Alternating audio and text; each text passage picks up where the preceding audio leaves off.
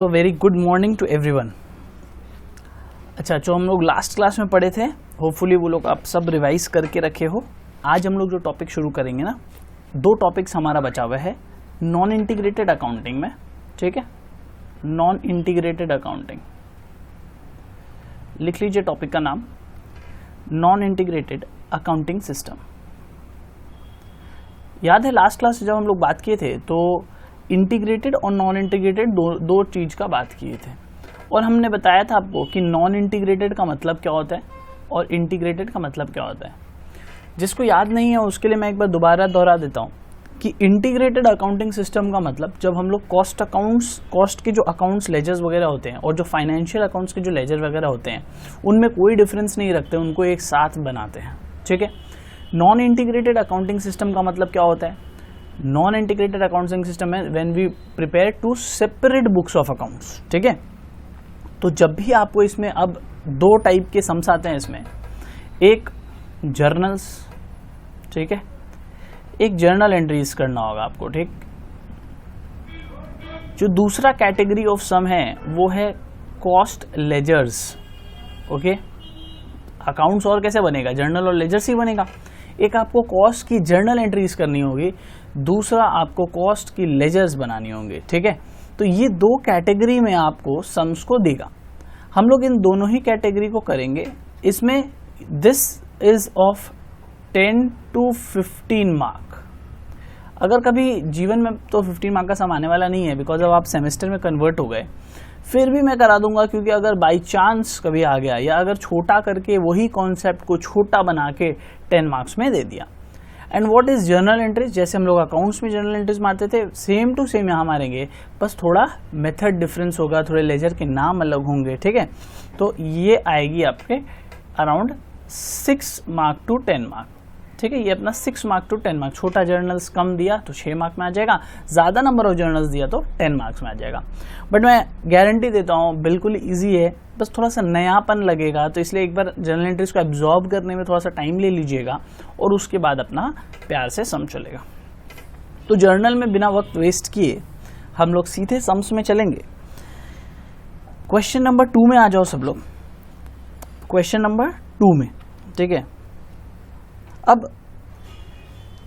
कैसे आप करोगे, क्या प्रोसेस है उसको फॉलो करना। पहले क्वेश्चंस को अच्छे से रीड कर लो, फिर हम लोग नेक्स्ट टॉपिक को स्टार्ट करते हैं।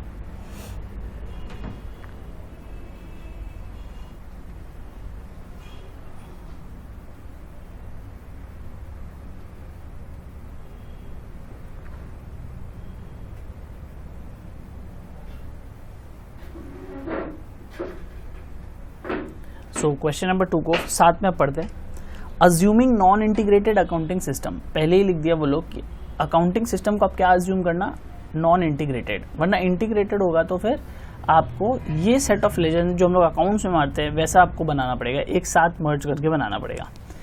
तो बोलता है कि assume non integrated accounting system pass journal entry in the cost books. मैंने बोला non integrated system, integrated system में हम लोग को किसका अकाउंट एंट्रीज मानना होगा? कॉस्ट अकाउंटिंग के जर्नल एंट्रीज मानने होंगे। ठीक है, फॉर द फॉलोइंग ट्रांजैक्शंस। सबसे पहला ट्रांजैक्शन देखिए क्या लिखा है, issue of materials, one is direct and the other one is indirect material. कुछ कॉन्सेप्ट बोलेंगे उसको साथ साथ आप लोग लिखते चलना। मैं जर्नल एंट्रीज नेक्स्ट पेज में बनवा देता हूँ। पर्टिकुलरली इस क्वेश्चन का मैं साथ साथ कॉन्सेप्ट भी दूंगा आपको कि क्या आपको पास करना और कैसे करना है, क्यों कर रहे हो, और साथ साथ हम लोग यहाँ पे क्वेश्चन का एंट्रीज भी लिखते चलेंगे। तो जैसे अकाउंट्स में लिखते हैं journal entries in the books of, वो सब लिख लो, इन दी बुक्स ऑफ। अगर किसी का बुक्स दिया हुआ है, नहीं दिया हुआ है तो डैश लिखेंगे। इन दी बुक्स ऑफ, कुछ नहीं है, ठीक है, journal entries. Format will be same जैसा हम लोग बनाते थे, अकाउंट्स वाला ही फीलिंग आएगा आपको। Date, particulars, ledger folio, rupees and rupees. ठीक है, द फॉर्मेट इज सेम, कोई भी नया चीज़ नहीं है, जिस द एंट्री का जो लिखने का तरीका है वो चेंज हो जाएगा। ठीक है, अब सबसे पहले हम लोग ये देखेंगे कि फर्स्ट एंट्री में बोला क्या है, इशू ऑफ मटेरियल। हम लोग मटेरियल इशू कर रहे हैं। किसको मटेरियल इशू करते हैं?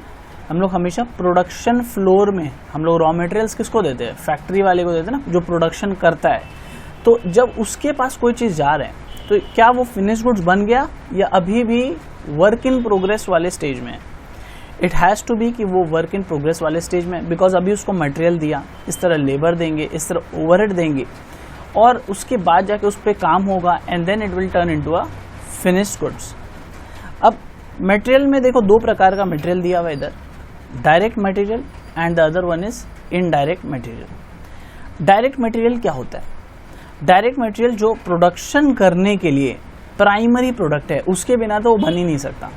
एंड इनडायरेक्ट मटेरियल क्या हो गया, जो सपोर्ट प्रोडक्ट है, ठीक है, प्रोडक्ट में एनहांसमेंट के लिए या प्रोडक्ट का एक छोटा सा पार्ट को क्रिएट करने के लिए हम लोग इनडायरेक्ट मटेरियल्स यूज करते हैं। अब जब भी याद रखो, जब भी वर्ड डायरेक्ट होगा तो आप लोग किस लेजर को यूज करोगे, उसका नाम लिखिएगा, वर्क इन प्रोग्रेस लिखिए, work in progress control account, work in progress control account. मैं अभी फुल फॉर्म लिख रहा हूं, मैं जर्नल एंट्री जब करूंगा मैं WIP कंट्रोल अकाउंट लिखूंगा, तो आप इस बात को बिल्कुल समझना, ठीक है। मैं आपको नोट्स में सिखाने के लिए पूरा लिख रहा हूं, work in progress control account. ये कब सर हम लोग यूज करेंगे सर? ये जब कोई भी चीज का डायरेक्ट एप्लीकेशन होगा, ठीक है, ओके। तो अब सर बात समझिएगा बहुत ध्यान से, अगर हम जर्नल एंट्री, डेट तो कुछ दिया हुआ नहीं, मैं डैश दे दिया, अगर अब हम जब जर्नल एंट्री मारेंगे तो क्या होगा, हम लोग कहाँ भेज रहे हैं मटेरियल को, WIP कंट्रोल अकाउंट, ठीक है। क्यों? हम लोग अभी मटेरियल कहाँ रहेगा, वर्क इन प्रोग्रेस के स्टेज में रहेगा, अभी तक बना नहीं। कौन सा वाला? डायरेक्ट वाला। तो मेरा एंट्री क्या होगा, बोलो कैसा दिखेगा सर? मेरा एंट्री कुछ ऐसा दिखना चाहिए, फिर WIP, अरे पूरा लिखेंगे हमेशा। हाँ, ये एक वर्ड लगता है इंसान को कि क्या इंपॉर्टेंट है इसका, but this is very important. तो हम लोग इसको क्या लिखेंगे, WIP कंट्रोल अकाउंट डेबिट। अच्छा, तो सर क्रेडिट किसको करें, टू क्या करें, मटेरियल्स। हम लोग सबसे फर्स्ट चैप्टर में पढ़े थे, कहाँ से निकलता है मटेरियल, स्टोर से निकलता है, स्टोर्स लेजर से, ठीक है। तो हम लोग मटेरियल्स को निकालेंगे कहाँ से, अपने स्टोर रूम से निकाल के कहाँ भेज दे रहे हैं, प्रोडक्शन फ्लोर में। तो इसीलिए डेबिट क्या हुआ, WIP डेबिट हो गया, प्रोडक्शन फ्लोर में चला गया, और क्रेडिट क्या होगा, जहाँ से निकल के जा रहा है, कहाँ से निकल के जाएगा सर, स्टोर्स लेजर से जाएगा, स्टोर से जाएगा। तो हम लोग यहाँ पे क्या लिखेंगे, SLC अकाउंट, ठीक है। अच्छा, तो यहाँ पे भी हम लोग लिख लेते हैं इसका full form, stores ledger control account. Dash देके लिखेंगे क्या, फॉर मटेरियल्स। मतलब जब भी बात मटेरियल्स की होगी, जब भी कोई मटेरियल डिस्ट्रीब्यूट होगा, तो आप क्या वर्ड यूज करोगे, आप वर्ड यूज करोगे स्टोर्स लेजर कंट्रोल अकाउंट। पहला एंट्री क्लियर है ना पूरा एकदम अच्छे से, बहुत खूब। एंट्री नंबर 1 आई होप सबको क्लियर होगा, ठीक है। WIP control account debit to stores ledger control account. किस टाइप का मटेरियल था, डायरेक्ट नेचर का मटेरियल था, इसलिए हम लोग ये एंट्री पास की। अब सर अमाउंट में आप लोग लिख लो 5 लाख 5 लाख, वो तो कोई बड़ा बात नहीं है बताने को, ऊपर लिख दिया ना, कोई दिक्कत नहीं। चलो सेकेंड एंट्री में मार रहा हूँ, ठीक है। डेट है कुछ नहीं, मैं ऐसे 1 2 3 ऐसे लिख रहा हूँ। तो सेकेंड एंट्री इनडायरेक्ट मटेरियल है। अब इनडायरेक्ट है ना, तो इनडायरेक्ट को वर्क इन प्रोग्रेस में कभी नहीं डालोगे। कोई भी चीज इनडायरेक्ट नेचर का होगा उसको हम लोग डायरेक्टली फैक्ट्री में हिट करेंगे, ठीक है। कोई भी चीज इनडायरेक्ट नेचर का होगा उसको हम लोग कहाँ हिट करेंगे, फैक्ट्री ओवरहेड में। याद है आप कॉस्ट शीट जब बनाते थे, सबसे पहले क्या आता था, direct material, direct labour, direct expense, ये 3 चीज आता था। फिर क्या आता था, वो तीनों को ऐड करते थे, उसको हम लोग क्या बोलते थे, प्राइमरी कॉस्ट। तो जितने भी प्राइमरी कॉस्ट के आइटम्स हैं वो वर्क इन प्रोग्रेस में, सिंपल सा कॉन्सेप्ट, ठीक है। जितने भी इनडायरेक्ट मटेरियल है पहले उसका नेचर चेक करेंगे और उसके बाद वो कहाँ जाएगा, इनडायरेक्ट सर प्राइम कॉस्ट के बाद क्या आता था, फैक्ट्री ओवरहेड आता था, ऑफिस ओवरहेड आता था और सेल्स ओवरहेड आता था। तो जिसका जैसा नेचर होगा हम लोग सिमिलरली वही आइटम को उसी लेजर के अंदर डालेंगे, ठीक है। बिल्कुल कॉस्ट शीट को माइंड में रखिएगा, वो फॉर्मेट को याद रखिएगा, आपको उसमें से याद आ जाएगा कि इस आइटम को कहाँ डालना है, ठीक। ओके, सो मटेरियल्स है बट इनडायरेक्ट नेचर का है, लेकिन जाएगा कहाँ, फैक्ट्री में ही जाएगा बनने। ये तो हम लोग कहाँ डालेंगे इसको, फैक्ट्री ओवरहेड कंट्रोल अकाउंट लिखिएगा। Next, factory overhead control account, OH means overhead, factory overhead control account, dash देखिए लिखिएगा।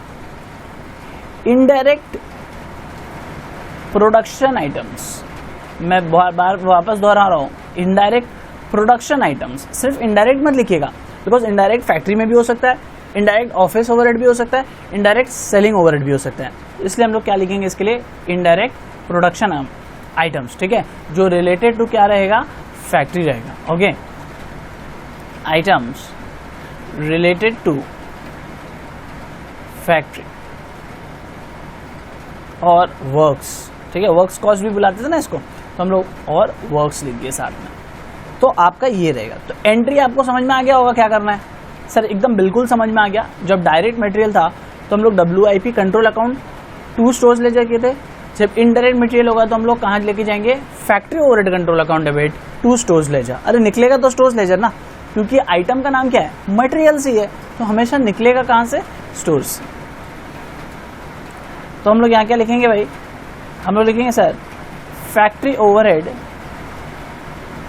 कंट्रोल अकाउंट डेबिट टू, क्या लिखे boss, stores ledger control account. Sir इसमें हम लोग क्या लिखे, फिगर 1 लाख रुपया। वेरी गुड सर, ये वाला पार्ट हम लोग को भी आता था, ग्रेट। तो 1 लाख रुपया हमारा सेकेंड एंट्री का फिगर आया। Let's go to our third entry. बड़ा ध्यान से देखेंगे क्या है entry, allocation of wages and salaries. अब हम लोग पहला चीज पढ़े मटेरियल्स के बारे में, दूसरा अब हम सेट ऑफ एंट्री सीखेंगे वेजेस के बारे में। खुशी का बात यह है कि एंट्री बिल्कुल सेम है। अगर डायरेक्ट नेचर का सर लेबर है तो हम लोग को पता है WIP कंट्रोल अकाउंट यूज करना है, अगर इनडायरेक्ट नेचर का लेबर है तो हम लोग को पता है factory overhead control account use करना है।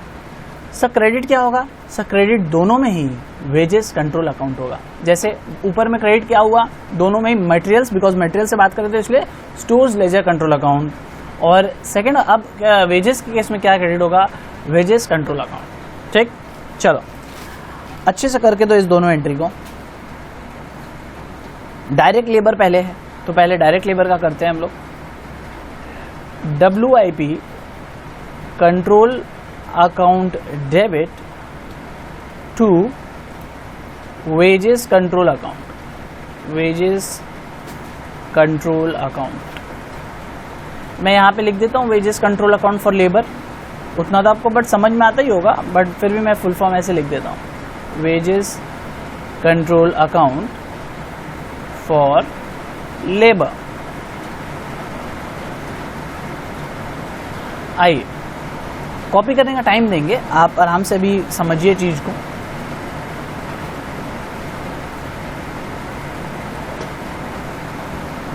नेक्स्ट चलते हैं हम लोग, WIP कंट्रोल अकाउंट डन।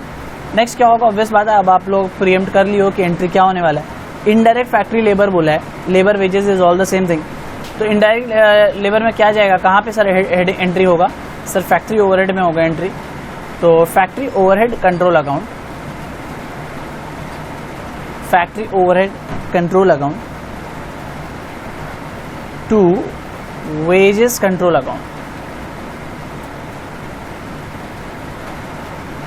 बारिश बड़ा तेज हो गया ना, वेदर सुहाना होते जा रहा है। 1 अगस्त का डेट है आज, ठीक।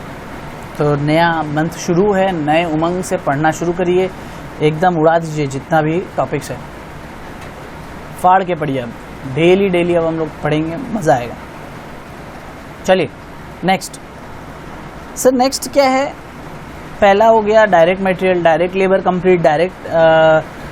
अब नेक्स्ट आ रहा है सैलरीज टू ऑफिस स्टाफ। क्या लिखा है, सैलरी टू ऑफिस स्टाफ। याद रखिएगा एक बार जब फैक्ट्री खत्म हो जाए direct material, direct labour, direct nature का कोई भी आइटम कहाँ जाएगा, WIP में। डायरेक्ट इनडायरेक्ट नेचर का कोई भी आइटम कहाँ जाएगा, फैक्ट्री में। एक बार ये दोनों खत्म हो गया, उसके बाद आप क्या यूज करिएगा, फिनिश्ड गुड्स अकाउंट। ठीक है, क्या यूज करना है अपने को उसके बाद, next finished goods control account लिखिएगा इधर।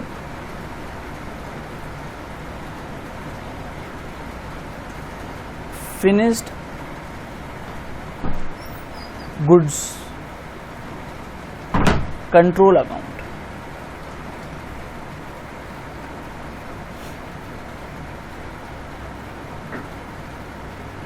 तो फिफ्थ एंट्री करिए, salaries to office staff, finished goods control account debit to, कहाँ से क्या चीज़ का खर्चा है, जैसे हम लोग अगर मटेरियल का खर्चा था तो स्टोर्स लेजर वर्ड यूज़ किए, वेजेस का खर्चा था तो टू वेजेस यूज़ किए। अब हमारा ऑफिस का खर्चा है तो हम लोग क्या यूज़ करेंगे, to office and administration expense. ठीक है, ऑफिस एंड ऑफिस या एडमिन एक भी यूज़ कर सकते हो, कोई दिक्कत नहीं है, बट ये वर्ड मिस मत करना। ओवरहेड कंट्रोल अकाउंट ये आपका रहना चाहिए मिनिमम। यहाँ आप या तो ऑफिस यूज़ कर सकते हो या तो एडमिन यूज़ कर सकते हो, but overhead control account word use रहना चाहिए, वरना आपका नॉन इंटीग्रेटेड अकाउंटिंग सिस्टम का पर्पस डिफीट हो जाएगा। अच्छा, एक एंट्री में जो मतलब, अच्छा चलो वो बाद में बताते हैं। 90,000 लेजर में जब भी ये बोल रहे थे ये कि लेजर में जब भी जो नाम का जर्नल एंट्री यूज़ करोगे कंटिन्यूसली उसी को यूज़ करना। ऐसा नहीं कि एक एंट्री में आप स्टोर्स लेजर लिख दिए, दूसरे में आप लिख दिए मटेरियल्स लेजर, नहीं, एक जो लेजर का नाम होगा सेम, ताकि वो बार बार अमाउंट भी उसी में हिट करता है। चलो लास्ट एंट्री सिक्स्थ एंट्री। अब देखो क्या है कि over absorption of factory overheads, कभी भी ओवर अंडर एब्जॉर्प्शन होगा, जैसे हम लोग रिकंसिलिएशन में किए थे, ओवर एब्जॉर्प्शन अंडर एब्जॉर्प्शन का वर्ड था उधर भी, इधर भी है। कैसे करेंगे इसको, बात समझोगे ध्यान से। कॉस्टिंग पीएल के लेजर से इसको रूट किया जाता है। क्या, कौन सा ledger sir, costing PL. Over और अंडर एब्जॉर्प्शन एंट्रीज, कभी भी कोई भी ओवर या अंडर एब्जॉर्प्शन की एंट्रीज होगी तो हम लोग उसको कहां से रूट करेंगे सर, हम लोग उसको कॉस्टिंग एंट्रीज, हम लोग उसको कॉस्टिंग पीएल के थ्रू रूट करेंगे।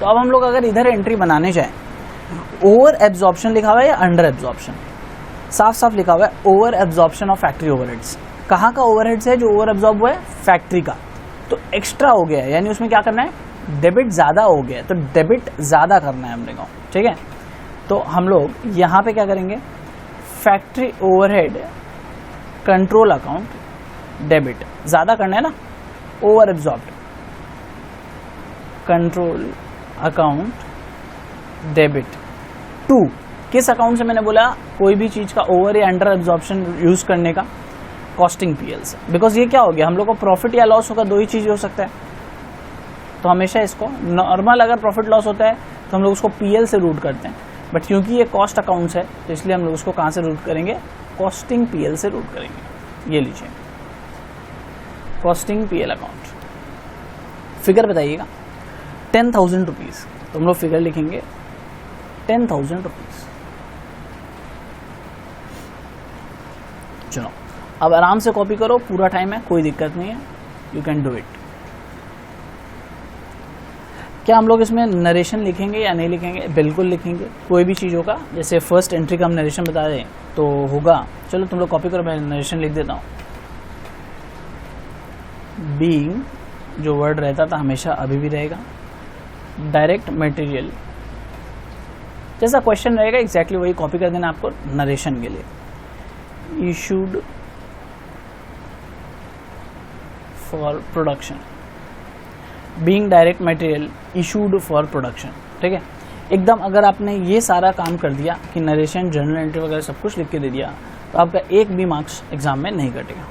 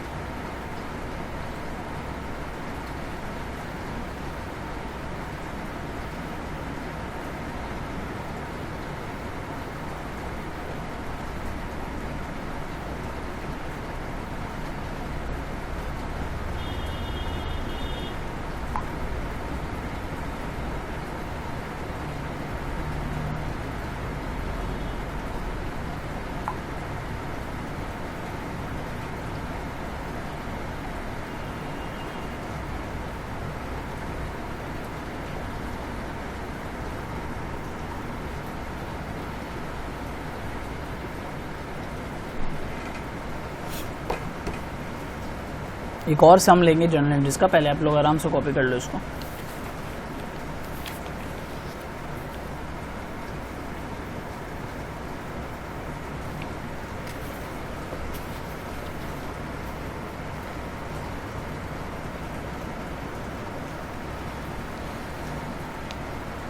ये आपका 8 मार्क्स के लिए आ सकता है, 8 to 10 मार्क्स का जो अभी हम लोग किए। और अभी जो हम लोग करने जा रहे हैं वो हम लोग का 5 मार्क्स से ज़्यादा का नहीं आएगा, छोटा सा सम से बस हम करवा दे रहे हैं और कोई बात नहीं।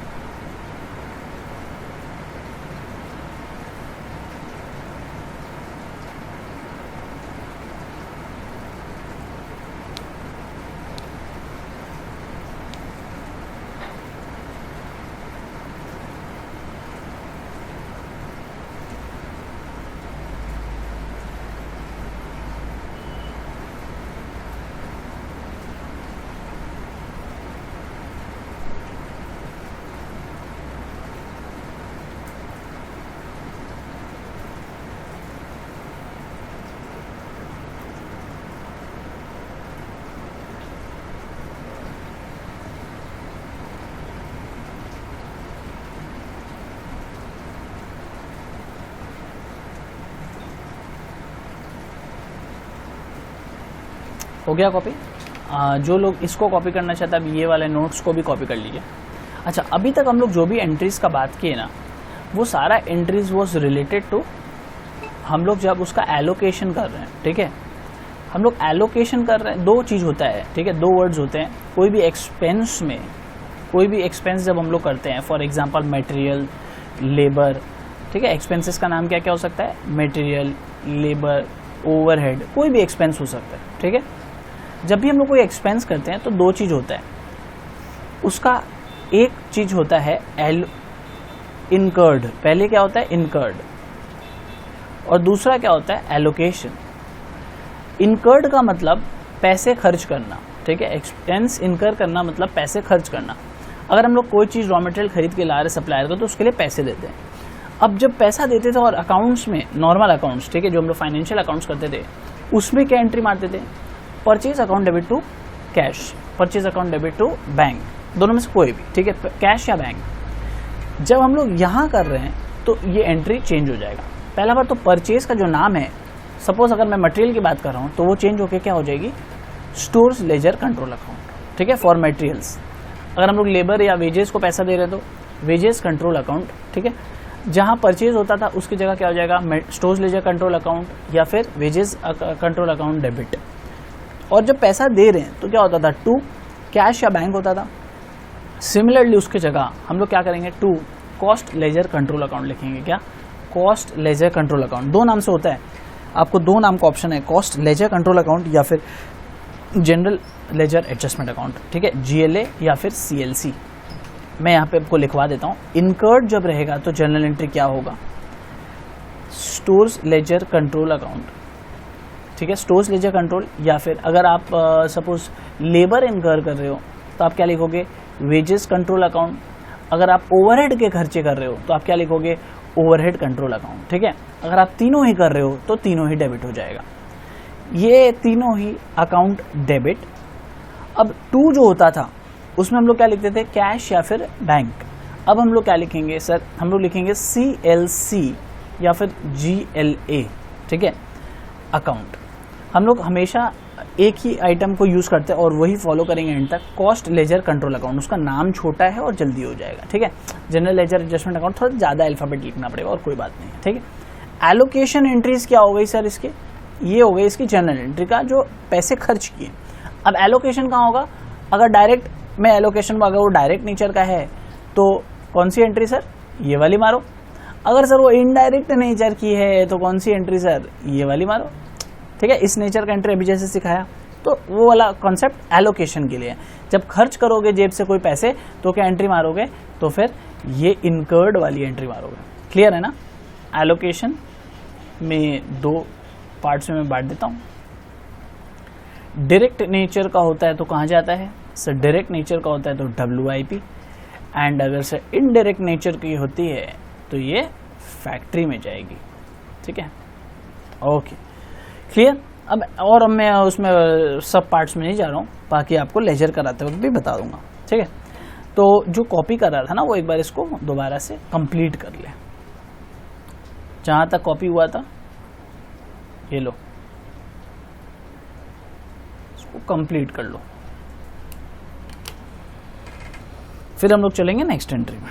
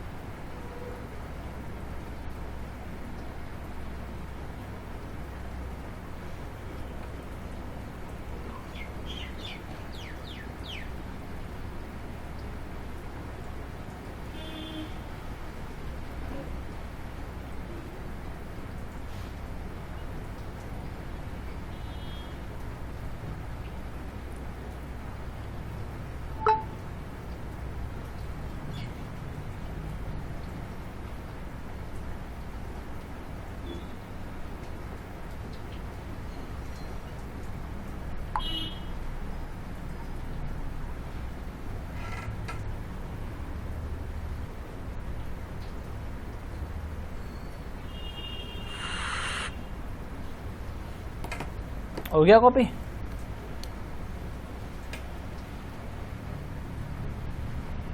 डन। चलिए, जिसका भी हो गया, जिसका नहीं हुआ वो कॉपी कर लो, जिसका हो गया वो क्वेश्चन नंबर 6 को आ जाओ पढ़ने। बहुत ही अच्छा सम्स है, इसमें आपको इनकर्ड वाला का भी मैं एंट्री समझा पाऊंगा, इसलिए मैंने इसको चूज किया है। क्वेश्चन नंबर 6 में आ जाइए। बोलते पास journal entries in the cost books, पता है वही बोलेगा, और ब्रैकेट में नॉन इंटीग्रेटेड सिस्टम कॉन्सेप्ट आपको बता रहा है। For the following transactions, materials worth rupees 25,000 return to stores from the job. Return to stores from the job, ये क्या हुआ रे?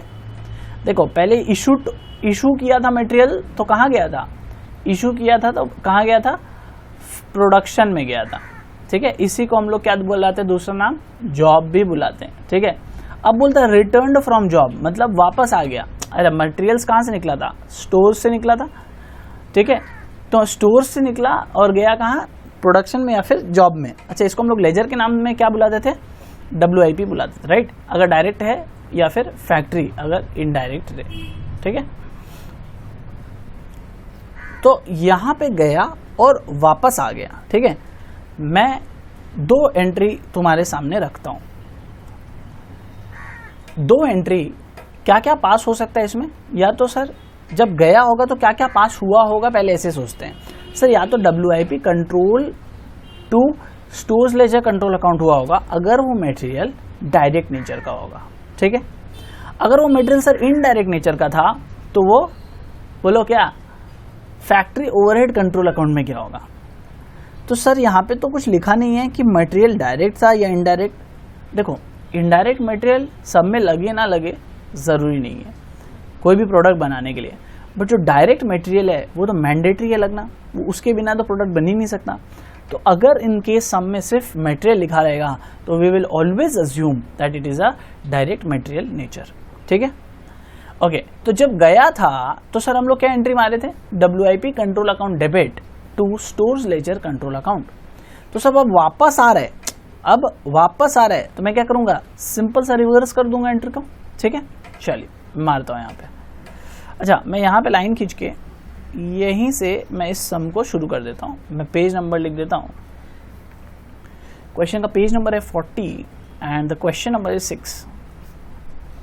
सर आप तो डिजिटल में भी पेज बचा रहे हैं। देखो, बात पेज बचाने का नहीं है, बात क्या है कि वापस से वो पूरा ऊपर में फॉर्मेट लिखना होगा। थोड़ा सा हम लोग उस पार्ट को स्किप कर देते हैं। ठीक है, तुम लोग अपना अच्छा से बनाना, लड़की लोग स्टेंसिल लगाना, और ग्रीन, रेड और ब्लैक पेन और ब्लू पेन सारा यूज करके एकदम बढ़िया सा।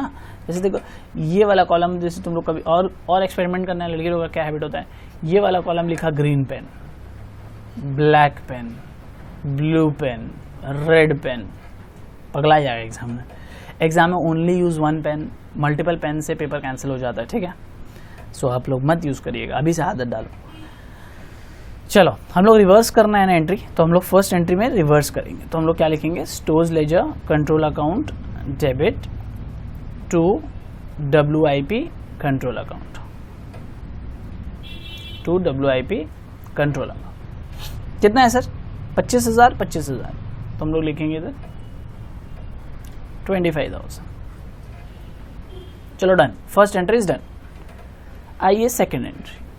अच्छा, नरेशन क्या, being returned from the job, जो क्वेश्चन में लिखा है वही लिख देंगे। Gross total wages paid is 48,000 paid. Employers contributed to PF and state insurance amounts to 2,000। बोलता है कि देखो किसी को भी जब सैलरी मिलता है ना तो उसमें से काफ़ी चीज़ काट दिया जाता है, बिकॉज वो आपके नाम में जमा होता है फंड्स में। जैसे PF हो गया, ESI हो गया। PF मतलब प्रोविडेंट फंड, ESI मतलब एम्प्लॉय स्टेट इंश्योरेंस प्लान, ठीक है। वो आपके फ्यूचर सिक्योर करने के लिए वो लोग सैलरी से काट के जमा कर देते हैं। तो इसीलिए बोलता है कि ग्रॉस टोटल वेजेस वॉज 48,000 और 2,000 रुपये जो है वो काट दिया गया था आपके सैलरी से। तो कुल मिलाकर आपका सैलरी कितना हुआ? 50,000। आपका सैलरी 50,000 ही है। जो ESI PF है ना वो आपको जर्नल एंट्री यहाँ नहीं मारना होता है, ठीक है, वो आप फाइनेंशियल अकाउंट्स में मारिएगा। बाकी जो एंट्रीज है वो आपको यहाँ मारना पड़ेगा, बिकॉज क्या लिखा हुआ है देखो तो, वेजेस एनालिसिस बुक्स आपके लिए यहाँ से रेलेवेंट है इस सब में। वेजेस एनालिसिस बुक डिटेल्ड 20,000 बोल रहा है डायरेक्ट लेबर लगा, तो सब माइंड में एंट्री आ गया होगा। डायरेक्ट लेबर का क्या एंट्री होता है? माइंड में आ गया क्या? डायरेक्ट एंट्री के, डायरेक्ट लेबर के लिए क्या एंट्री होगा? अच्छा, एक बार डायरेक्ट लेबर वगैरह तक जाने के पहले मैं आपको थोड़ा सा और पीछे वापस एक बार ले जाना चाहता हूँ। लाइन क्या है? Gross total wages paid. Paid मतलब सर एक्सपेंस तो दो तरह का होता है। एक एक्सपेंस होता है इनकर्ड, मतलब एक्सपेंस का दो कैटेगरी में डाला जा रहा है, एक इनकर्ड और एक एलोकेशन। पहले पेड लिखा है, पहला समय जिसमें ये क्या लिखा हुआ है? पेड। पेड मतलब पैसे दिए हैं, तो हम लोग को सबसे पहले ये एंट्री करनी पड़ेगी, राइट, पेड वाली एंट्री। तो हम लोग क्या करेंगे, देखो यहाँ पे क्या लिखा है? Wages paid. तो वेजेस कौन सा है? ये वाला मटेरियल्स के लिए होता है, ये ओवरहेड के लिए होता है, तो ये हो गया वेजेस के लिए एंट्री, ठीक है। तो हम लोग क्या करेंगे,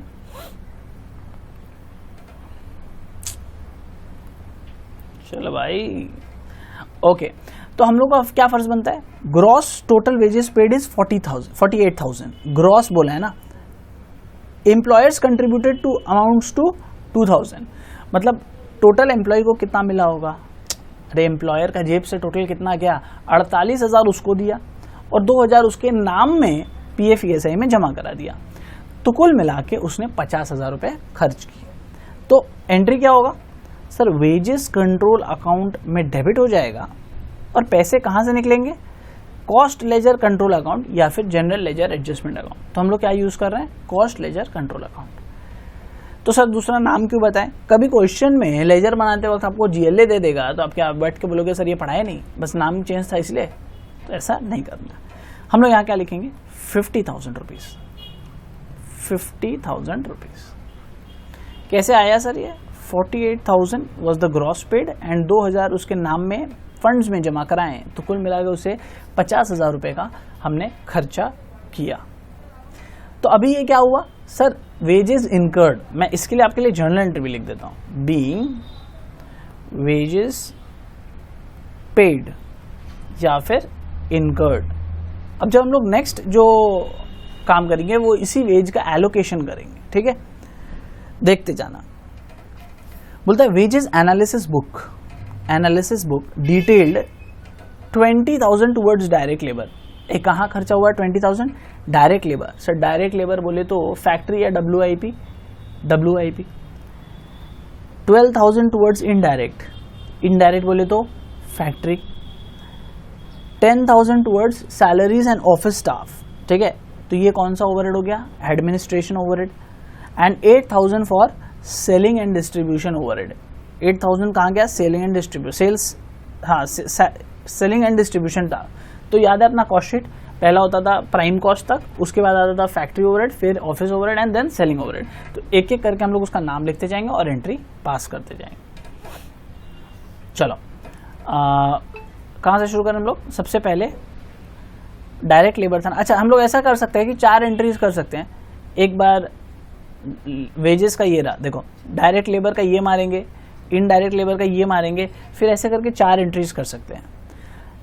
और एक पंचिंग एंट्री भी कर सकते हैं जो हम लोग इस सम में करेंगे, बिकॉज सम सिर्फ 5 मार्क्स का है।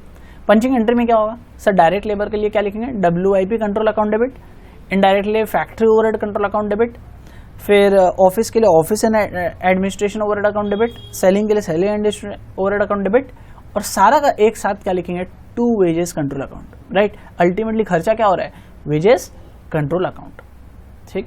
लेबर का खर्चा इसलिए हम लोग एंट्री एक साथ ही करेंगे, वेजेस कंट्रोल अकाउंट। अगर ये सारा मटेरियल्स के खर्चे होते तो भी सेम पंचिंग एंट्री कर सकते थे। लास्ट में 2 में क्या होता, स्टोर्स लेजर कंट्रोल अकाउंट। चलो तो हम लोग शुरू करते हैं। WIP control account debit, factory overhead control account debit, office overhead control account debit, selling and distribution overhead control account debit, 2 wages control account, 2 wages control account. एक एक करके यहां फिगर्स बैठाइए। 20,000, नेक्स्ट इज 12,000, ये डायरेक्ट का था। एकदम बार बार आपको लिख रहा हूं ताकि आपको कोई कंफ्यूजन नहीं हो। देखिए यहाँ पे वापस लिख दिया, ये डायरेक्ट, ये इनडायरेक्ट, ये सारा इनडायरेक्ट, ठीक है। अब ये सब इनडायरेक्ट कैटेगरीज के हैं, डिफरेंट पर्पस है। फैक्ट्री वाला, ऑफिस में, सेलिंग में। Next is 10,000 and next is 8,000। तो कुल मिला के देख लो 20, 12, 18, 20, 40, 50, ठीक, 50,000। तो मैच करके ऊपर नीचे दोनों 50,000 का खर्चा हुआ है। So this is incurred and this was allocated, ठीक है। इसका नरेशन लिख लीजिए, being wages allocated. What is allocated, allocated मतलब अरे जो डायरेक्ट था वो यहाँ चला गया, जो इनडायरेक्ट था इसमें चला गया, अपने अपने जगह चला गया, लेजर्स को हिट किया, that is called allocation. Incurred मतलब पॉकेट से पैसा रियल सेंस में खर्च हुआ है, ठीक है। से मतलब हर एक चीज का 2 एंट्रीज होते हैं। सर लास्ट समय आपने 2 एंट्री क्यों नहीं कराया, बिकॉज उसमें सिर्फ एलोकेशन के बारे में लिखा हुआ था, कहीं भी पेड इनकर्ड वर्ड लिखा हुआ नहीं था, तो इसलिए मैंने वो एंट्री नहीं की। कौन सी एंट्री, मैंने ये वाली एंट्री नहीं की, मैंने सिर्फ कौन सी एंट्री किया, ये वाली एंट्री किया, ठीक है, दिस एंट्री। चलो तो अगर आपको बड़ा करना है, 8 से 10 मार्क्स का सम्स है, तो sir WIP control 2 wages, factory overhead 2 wages, office overhead 2 wages, selling and distribution overhead 2 wages, ऐसे करके 4 एंट्री में बांट देना, वरना 3 एंट्री में सम खत्म। तो जर्नल से रिलेटेड आपका यही सब है। एक सम और है जर्नल का, समझ में आ ही गया होगा उसका क्या करना है, होमवर्क दूंगा आपको।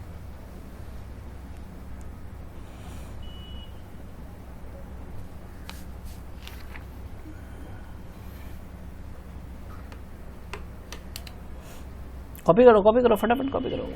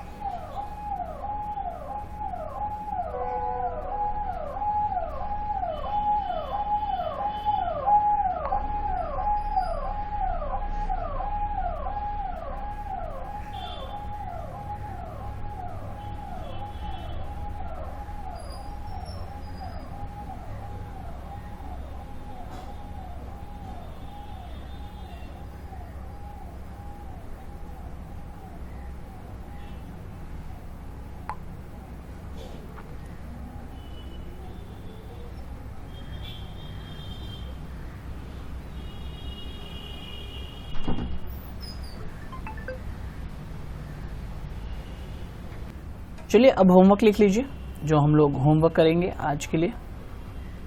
Homework will be question number, इस चैप्टर का जो लास्ट क्वेश्चन है वही आपका होमवर्क रहेगा, क्वेश्चन नंबर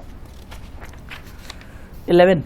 ठीक है, आपका होमवर्क रहेगा क्वेश्चन नंबर 11। एक ही होमवर्क है जर्नल से, आप आराम से करना, उसको आराम से एनालाइज करके 5 एंट्रीज है, पास कर देना, काम खत्म। नहीं होगा मेरे से पूछ लेना, कोई दिक्कत नहीं है। ठीक, that's it for the journal entries part. तो सर क्या हम लोग का ये खत्म हो गया? नहीं सर, अभी खत्म नहीं हुआ। ठीक है, क्यों नहीं हुआ सर? क्योंकि देखिए मैंने आपको पहले बताया था कि हम लोग को 2 टॉपिक्स पढ़ना है। ठीक, उस 2 टॉपिक्स में अभी हमने एक टॉपिक किया, हम लोग ने जर्नल एंट्रीज कर लिए, हम लोग की कॉस्ट लेजर्स बाकी है, तो एक बस ये बचा हुआ है। एक ही सम करेंगे इसमें बुक्स में टोटल 2 सम मैंने दिया आपको, 2 सम में एक सम मैं करूँगा और एक सम आप करोगे। ठीक, तो आप टॉपिक का नाम लिख लोगे कॉस्ट लेजर, लिखो ना लिखो बराबर है, जर्नल्स पता ही चल गया, अब लेजर बनाएंगे तो लेजर पता ही चल जाएगा, तो उसमें लिखो ना लिखो बराबर है। ठीक है, अच्छा सर एक ही सम क्यों करेंगे हम लोग? क्योंकि सर बड़ा सम है। ठीक है, बड़ा सम है मतलब शांति से बैठ जाना अगला 20-25 मिनट तक और बस देखते जाना, सुनते जाना, एंजॉय करना, साथ साथ लेजर बनाते चलना। ठीक है, हम लोग अराउंड एक सम में 7-8 लेजर बनाएंगे, तो साथ साथ लेजर बनाते चलना। एटलीस्ट वो टाइम मेरे को तुम लोग सेव करके देना। ठीक है, बाकी तुमको और कोई स्ट्रेस लेने का दरकार नहीं है, मैं पूरा प्यार से तुमको समझाऊंगा, तो रिलैक्स। ठीक है, उस सब चीज़ के लिए रिलैक्स रहिए, बस जो मैंने बोला वो आप करिएगा। अच्छा 2 समय, बड़ा वाला मैं कराऊंगा, छोटा वाला आप करोगे। ठीक है, फेयर एनफ एकदम, बड़ा वाला मैं कराऊंगा, छोटा वाला आप करोगे।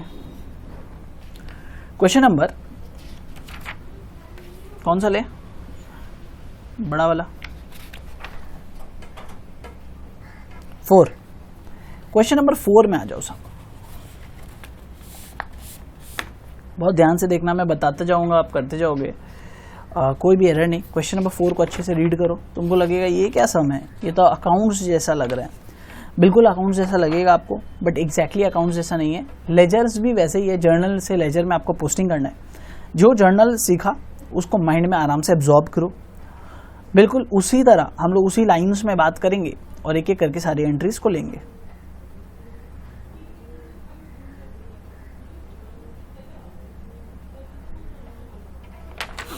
ठीक है, क्या क्या चीज सर इसमें हम लोगों को मेजर ध्यान रखना पड़ेगा? मेजर आप 2 चीज ध्यान रखिएगा। पहला इनकर्ड और एलोकेटेड वर्ड का बहुत ध्यान रखिएगा। अगर जहां इनकर्ड, पेड ये सब वर्ड है, आपको SCLC वाला एंट्री मानना है, मतलब डायरेक्ट इनडायरेक्ट तो देख लिया हम लोग, और अगर मान लो डायरेक्ट नेचर का है तो WIP control account debit to stores ledger control account for material, labour के लिए टू वेजेस कंट्रोल अकाउंट, वो चीज़ पे आप एलोकेशन के लिए एंट्रीज। ठीक है, और जब इनकर्ड का एंट्री होगा तो क्या करना है?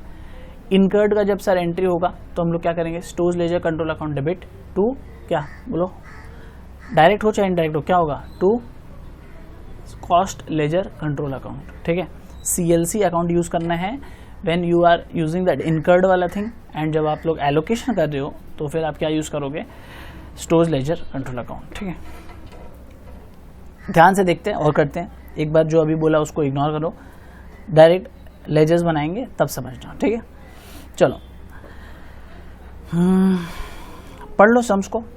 मटेरियल्स परचेज दिया हुआ है, डायरेक्ट वेजेस दिया हुआ है, electricity charges, factory overhead incurred, applied, फलाना ढकाना सब दिया। अच्छा सर जैसे एक चीज इसमें देखो कि जहां पे materials purchase, for example materials purchase दिया है, यानी ये कौन सा है?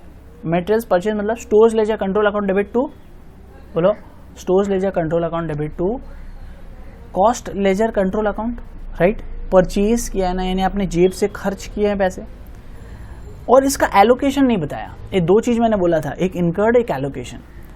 जब कोई चीज का इनकर्ड बताया और उसका एलोकेशन नहीं बताया तो आप मान लोगे सेम अमाउंट एलोकेट हुआ है। क्या आप मान लोगे? सेम अमाउंट एलोकेट हुआ है। तो यानी अगर सिर्फ आपको लिखा है मटेरियल्स परचेज्ड तो आपको लेजर में 2 पोस्टिंग कर रहा है। पहला posting materials stores ledger control account debit to cost ledger control account. दूसरा एंट्री एलोकेशन की, क्या होती है एलोकेशन की एंट्री? डायरेक्ट मानना है ना, डायरेक्ट मानना है तो WIP control account debit to stores ledger control account. तो ये 2 एंट्री आप साथ में पास करोगे।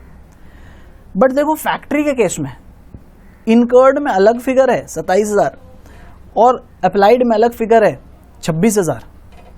जब दोनों में डिफरेंस होगा तो ओवर एंड अंडर एब्जॉर्प्शन की कहानी आएगी। ठीक है, तो मैं जैसे जैसे बना रहा हूँ आप लोग भी साथ साथ बनाते चलना। बड़ा समय, थोड़ा वक्त लगेगा, बट बहुत मजा आएगा। एंड ऑफ द सम तक होल्ड करना अपने आप को, ठीक है, फ्रस्ट्रेट मत हो जाना। चलो पेज नंबर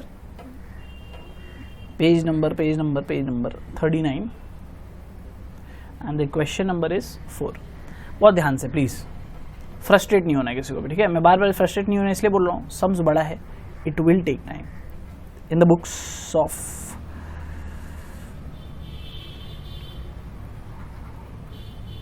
नाम नहीं दिया हुआ है, डॉट डॉट डॉट दे देते। बोलता prepare the necessary accounts in the cost ledger. तो इन द बुक्स ऑफ कुछ नहीं, ऐसे हम लोग उसमें लिखते थे लेजर, यहाँ पे हम लोग लिखेंगे कॉस्ट लेजर। अब एक एक करके सारे लेजर्स का नाम बनाना है, ठीक है। सबसे पहला मैं लिखता हूँ इधर स्टोर्स लेजर। सर अब पहले स्टोर्स लेजर क्यों लिखा, आपको कैसे पता चला स्टोर्स लेजर कंट्रोल अकाउंट लिखना है? क्योंकि सर पहला आइटम ही क्या नाम लिखा हुआ है, देखो मटेरियल्स। और ना भी लिखा हो ना तो आप कॉस्ट शीट का फॉर्मेट याद रखना कि पहले क्या आता था सर, मटेरियल्स आता था, दूसरा क्या आता था लेबर, मतलब लेबर या वेजेस जो भी बोल लो, तीसरा डायरेक्ट एक्सपेंस, तीनों को ऐड करके प्राइम कॉस्ट बनता था। प्राइम कॉस्ट के बाद आपको क्या लिखना है, फैक्ट्री ओवरहेड, फैक्ट्री ओवरहेड के बाद आपको क्या लिखना है, ऑफिस, ऑफिस के बाद आपको क्या लिखना है, सेलिंग, ठीक है। तो ये सारा चीज याद रखना। सेलिंग के बीच में एक फिनिश गुड्स आएगा, ठीक है। फिनिश गुड्स क्या हो गया, जब WIP से फिनिश गुड्स कन्वर्ट हुआ, फिर सेलिंग का खर्चा and then finally costing PL। अरे सेलिंग के बाद क्या आता था, प्रॉफिट ऐड करते थे, फिर क्या हो जाता था, वो सेल्स में कन्वर्ट हो जाता था। कॉस्ट शीट का पिक्चर आपको माइंड में याद होना चाहिए। ये चैप्टर, ये जो सम्स है, जो बड़ा वाला सम्स है, चुटकियों में आपके साथ हो जाएगा, ठीक है। पेशेंस, ओके, शुरू करते हैं। तो sir opening balance closing balance कुछ दिया हुआ है, देखो WIP मटेरियल्स और फिनिश स्टॉक का। तो मटेरियल्स का दिया हुआ मतलब क्या, वो स्टोर्स लेजर का ही काम आएगा। अब टू बैलेंस से शुरू करें या सर बाई बैलेंस से, ये भी एक सवाल है। मैं बोलूँगा सिंपल से अकाउंट्स में जो लॉजिक यूज़ करते थे, एसेट का लेजर है तो 2 से स्टार्ट होगा एंड लाइबिलिटी का जो लेजर है वो बाई से स्टार्ट होगा। बिकॉज एसेट का जो बैलेंस होता है that is a debit balance, तो इसलिए 2 से शुरू करते हैं, और liability has a credit balance, इसलिए हम लोग बाई से शुरू करते हैं। हम लोग क्या लिखेंगे इधर, टू बैलेंस BD कितना है, 22,000 रुपया ओपनिंग बैलेंस। क्लोजिंग बैलेंस बताओ, 15,000 रुपया। तो बाई बैलेंस CD 15,000। अब मटेरियल से रिलेटेड पहली एंट्री बताओ, मटेरियल्स परचेज्ड, क्या एंट्री था अपना, याद करो, मैं वापस से रिवाइज कर रहा हूँ। क्या एंट्री था सर, मटेरियल परचेज हुआ है, पॉकेट से पैसे लगे हैं, तो stores ledger control account debit to cost ledger control account, ठीक है, एकदम से।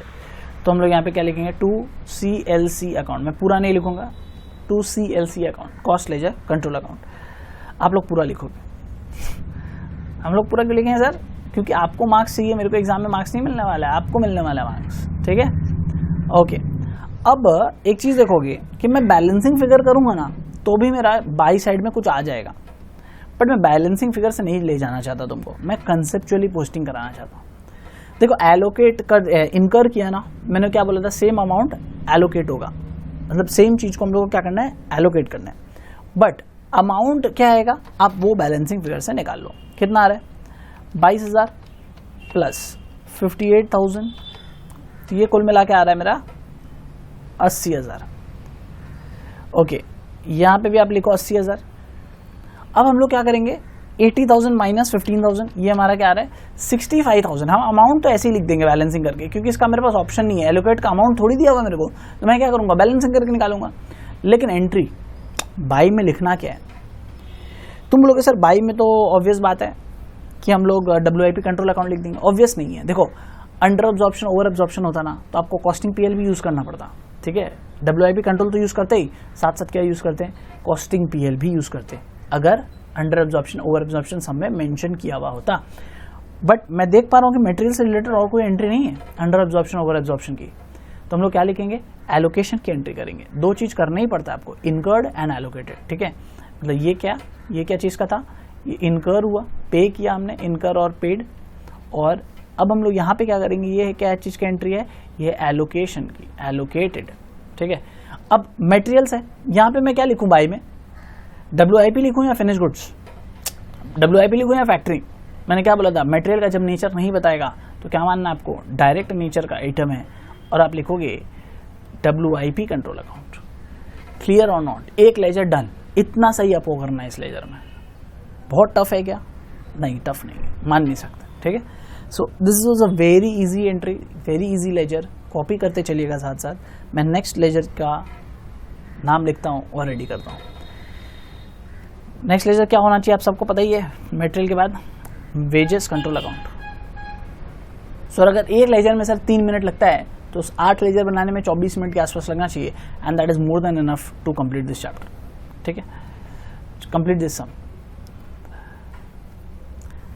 वेजेस का कोई ओपनिंग बैलेंस क्लोजिंग बैलेंस होना भी नहीं चाहिए, because this is not an asset और लाइबिलिटी। ओपनिंग बैलेंस किसका होता है, ओपनिंग बैलेंस सर एक्सपेंस और इनकम का होता है। एसेट ओपनिंग एसेट और लाइबिलिटी का होता है। इनकम एंड एक्सपेंस का आज तक कभी भी कोई ओपनिंग बैलेंस नहीं बनाया, ना फाइनेंशियल अकाउंट्स में ना कॉस्ट लेजर्स में। तो ओपनिंग बैलेंस किसका होता है, हमेशा एक एसेट या फिर एक लाइबिलिटीज का होगा, ठीक है। एक्सपेंस एंड इनकम का कोई भी ओपनिंग बैलेंस नहीं होता है।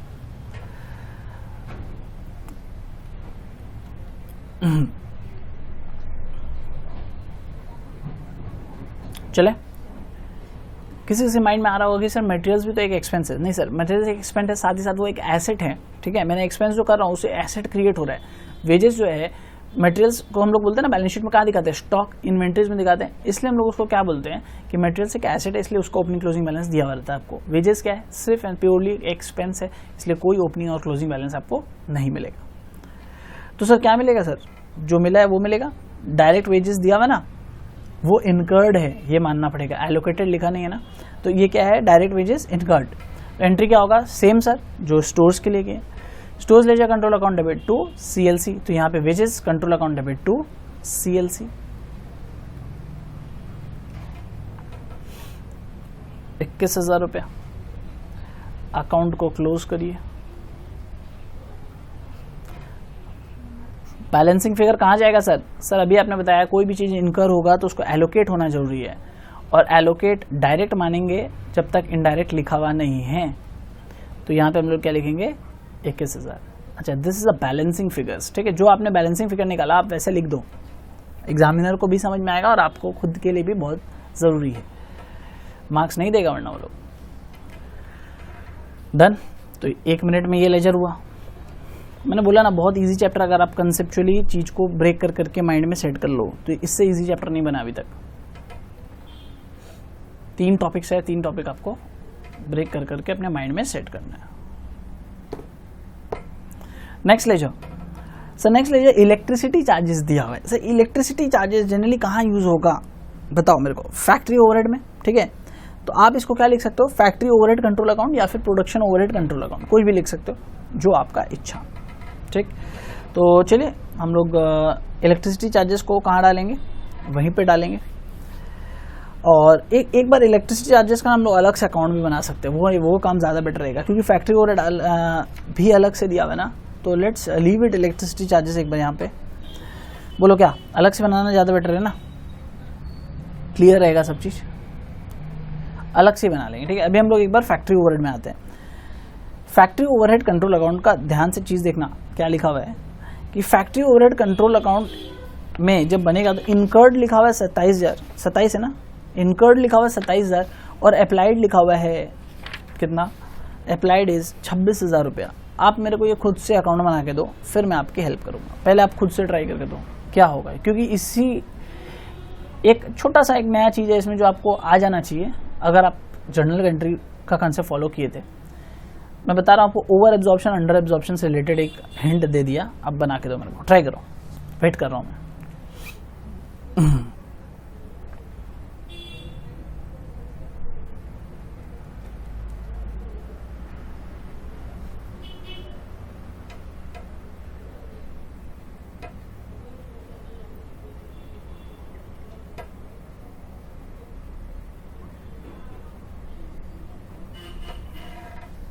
तब तक मैं इजी वाला कर देता हूँ ना, इलेक्ट्रिसिटी वाला मैं कम से कम कर देता हूँ। इलेक्ट्रिसिटी चार्जेज कंट्रोल अकाउंट पे हुआ है ना टू CLC अकाउंट, कितना पे हुआ है? Electricity charges 20,000, 20,000 rupees direct nature का मानेंगे by WIP control account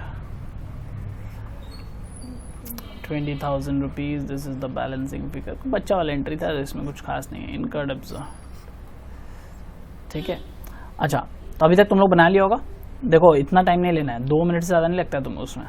factory overhead control account, incurred लिखा हुआ है ना, इनकर्ड 27,000। तो सर इनकर्ड कुछ भी होता है तो 2 CLC करते हैं हम लोग, तो 2 CLC account incurred 27,000। Okay sir applied भी दिया हुआ है इस सम में, वेरी कॉन्ग्रेचुलेशंस। अगर अप्लाइड नहीं दिया होता तो हम लोग बैलेंसिंग फिगर ही 27,000 लिख देते, बट क्योंकि सर अप्लाई दिया हुआ है और अप्लाई दिया हुआ है तो कहाँ लिखना है? डायरेक्ट नेचर का मान के WIP कंट्रोल अकाउंट में जाना है। कितना अप्लाई किया हो? 26,000। तो सर 27,000 आपने इन खर्च किया, लेकिन लेजर में सिर्फ 26,000 रुपया रिकवर हो पा रहा है। तो यानी ओवर एब्जॉर्ब किया आपने या अंडर एब्जॉर्ब किया?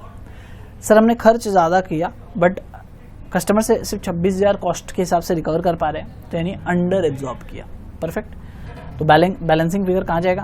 बाई 1,000 यहाँ लिखेंगे। पहले समझो हुआ क्या, अंडर एब्जॉर्प्शन हुआ, बट लेजर का नाम तो अंडर एब्जॉर्प्शन नहीं लिख सकते। अंडर एब्जॉर्प्शन आप ब्रैकेट में लिख सकते हो, अंडर एब्जॉर्प्शन ऑफ ओवरहेड्स। पूरा डिटेल में इसलिए पढ़ाता हूँ ताकि आप कंसेप्चुअली इंटरव्यू के लिए प्रिपेयर हो पाओ आज से ही, ठीक है। फ्यूचर में जब भी जॉब या खुद का कुछ भी काम करो उसके लिए। तो सर बाई में लिखूँ क्या? याद करो ओवर एब्जॉर्प्शन अंडर एब्जॉर्प्शन के लिए मैंने क्या लिखा था, क्या लेजर से ट्रीट करने बोला था, क्या लाइन से, जिसको याद नहीं आ रहा है फॉर देम। ये देखो कॉस्टिंग PL, ओवर और अंडर एब्जॉर्प्शन, एक एक नोट्स का महत्व है आपके एंड तक, तो आप उसको बहुत ही इग्नोर नहीं करने का है, ठीक है। बहुत ध्यान से उसको एक एक चीज़ को देखना है। तो हम लोग यहाँ पे क्या लिखेंगे सर? यहाँ पे हम लोग लिखेंगे बाई कॉस्टिंग PL।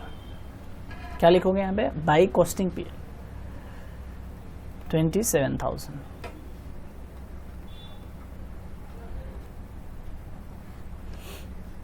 अच्छा ये 3 लेजर कॉपी कर ले, मतलब जो ऊपर से ये तो कर लिया होगा ना, ये 3 कर ले, फिर हम लोग आगे बढ़ते हैं। फैक्ट्री ओवरहेड तक हम लोग कर लिए, अब हम लोग आगे बढ़ेंगे। तुम समझ लो ऑलमोस्ट सम खत्म हो गया।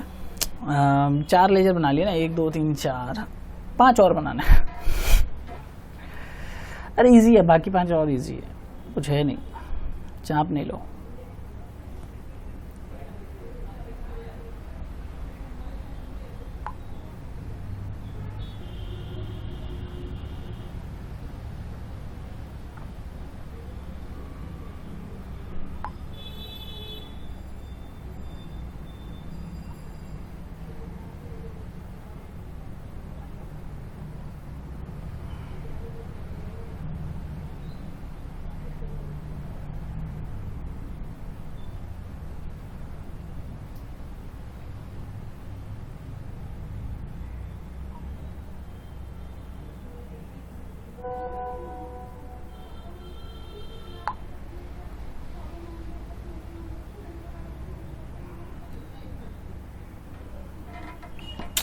Done, easy. एक एक लाइन का एंट्रीज है, कुछ खास है नहीं इसमें।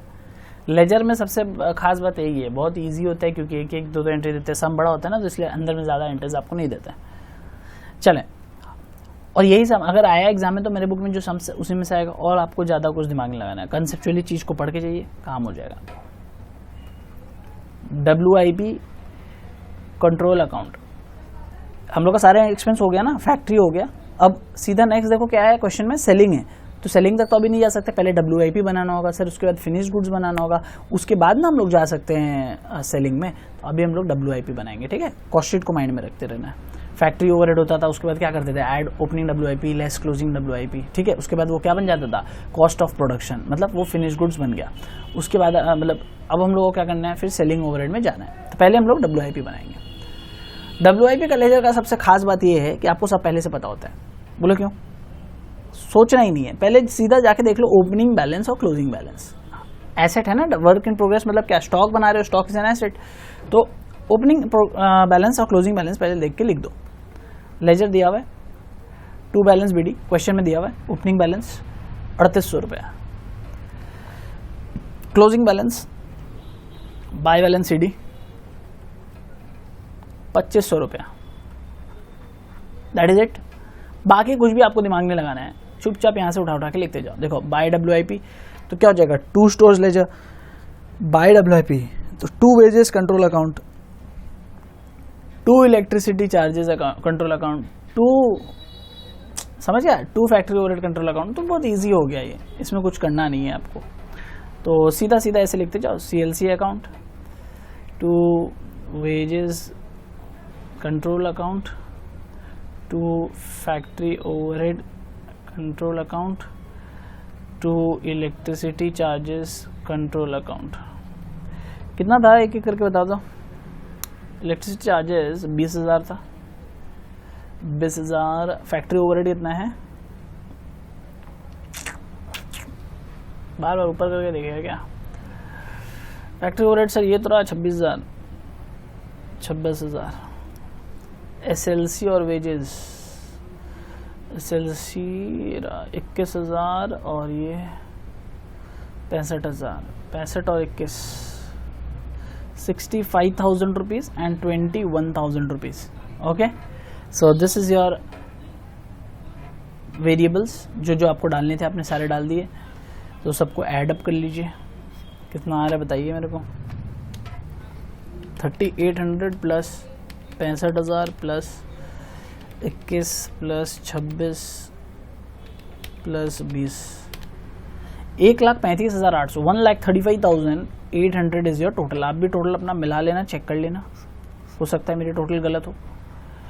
1,35,800 minus 2500, the balancing figure comes to 1,33,300।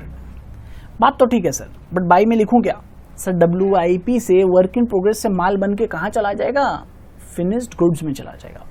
Next stage क्या होता है एक माल का? Initial stage, WIP stage and then the finished goods stage. तो हम लोग यहाँ पे क्या लिखेंगे? Finished goods control account. Control account आपको सब में ही लिखना है एज अ बैलेंसिंग फिगर। चलिए बहुत खूब, कॉपी करना है कॉपी कर लीजिए इस अकाउंट को। बहुत लोग तो साथ में ही कर लिया होगा, जो नहीं किया वो कॉपी कर लो। फिनिश गुड्स अकाउंट में बनाएंगे, एक लाइन का अकाउंट होता है, तो ज़्यादा कोई चाप नहीं है।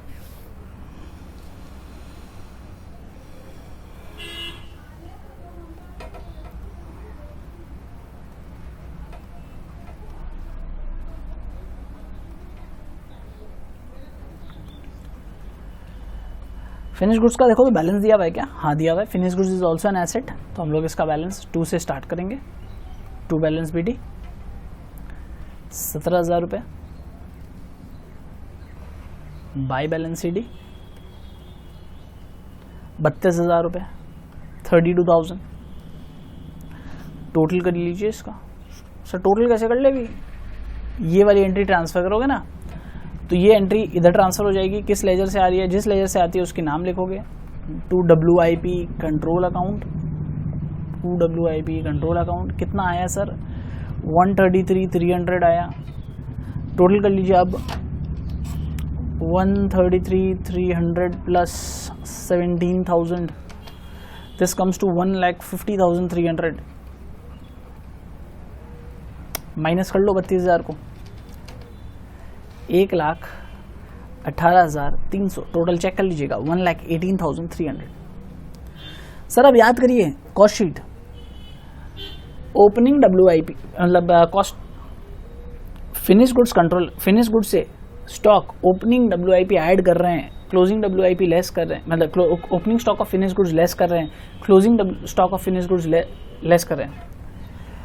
रिलैक्स, ओपनिंग ऐड कर रहे हैं, क्लोजिंग लेस कर रहे हैं, किसका? फिनिश गुड्स का। तो इसका आंसर क्या होता था?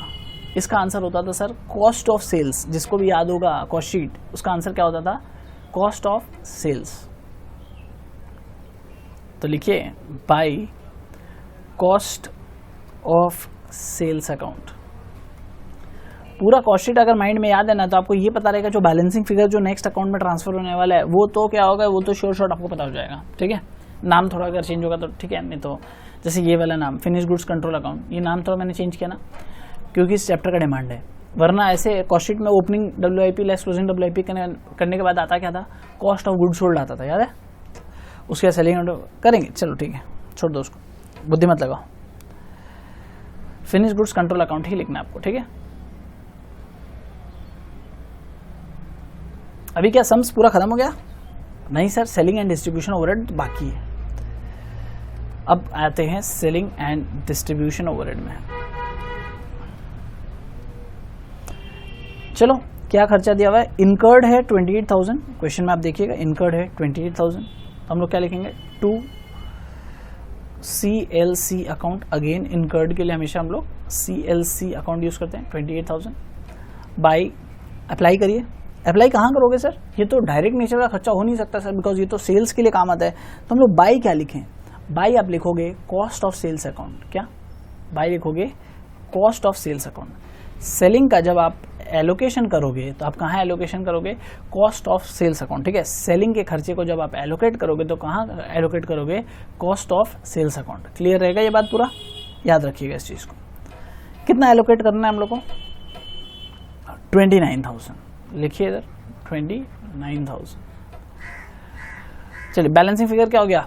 ओवर एब्जॉर्प्शन हो गया ना। हाँ, इस तरफ जाता है ना, तो इधर ओवर एब्जॉर्प्शन हो गया। किस लेजर से मैंने सिखाया था सर? आपने सिखाया था कॉस्टिंग PL से ओवर या अंडर एब्जॉर्प्शन को ट्रीट करते हैं। तो यहां लिखोगे ओवर एब्जॉर्प्शन ऑफ ओवरहेड्स 1,000 रुपए। 1,000 रुपए आपने क्या किया? ओवर एब्जॉर्प्शन ऑफ ओवरहेड्स हो गया। Balancing figure 29,000। यहां पे भी आप क्या करोगे? लिखोगे 29,000। Done. Okay, next ledger. Sir कितने लेजर और बाकी हैं? टू बी प्रिसाइज 3 लेजर बाकी हैं और छोटा छोटा है, एक छोटा है, 2 बड़ा है। बड़ा मतलब क्या है? WIP जैसा कॉपी पेस्ट करना और कुछ नहीं। चलो, कॉस्ट ऑफ सेल्स। अच्छा, सबके बगल में अकाउंट जरूर लिख देना, ठीक है? अकाउंट।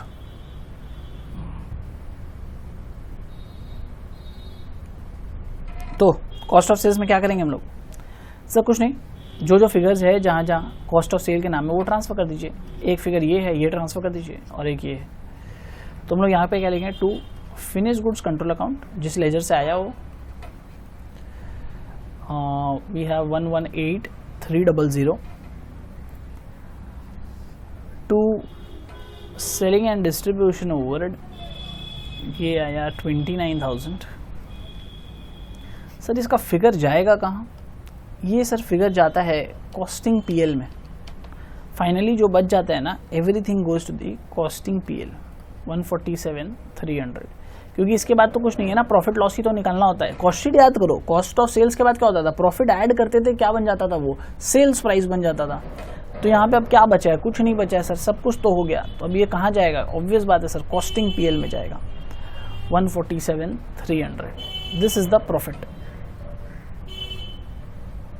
ओके, अब लास्ट 2 लेजर बचा हुआ है, एक कॉस्टिंग PL अकाउंट और एक कॉस्ट लेजर कंट्रोल अकाउंट। ठीक है, इजी। अच्छा, अभी तक कुछ टफ लगा क्या? कुछ टफ नहीं है, ठीक। पहले इसको यहाँ तो कॉपी कर लो, तो बहुत देर हो गया ना, कॉपी नहीं किया। लास्ट कहाँ तक किया था? यहाँ तक किया था, ठीक है। ये लो, टफ नहीं है। अगर कोई टफ बोलता है तो हम नहीं मान सकते, लेंथी है बस, और कुछ नहीं। कंसेप्चुअली छोटा छोटा चीज है, इजी है, टफ नहीं है।